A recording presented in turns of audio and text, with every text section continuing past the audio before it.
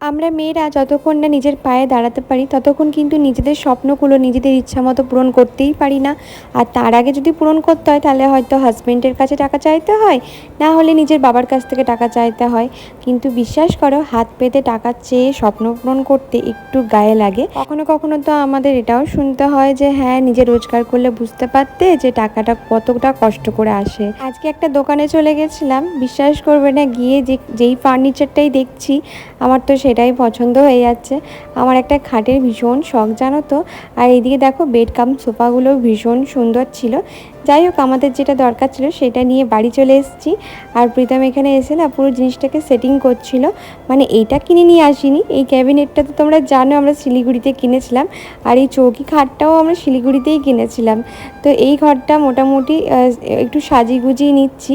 জিনিসটা কিনেছিলাম হচ্ছে এইটা। হ্যাঁ, একটা বেড ম্যাট্রেস নিতে গেছিলাম আমরা।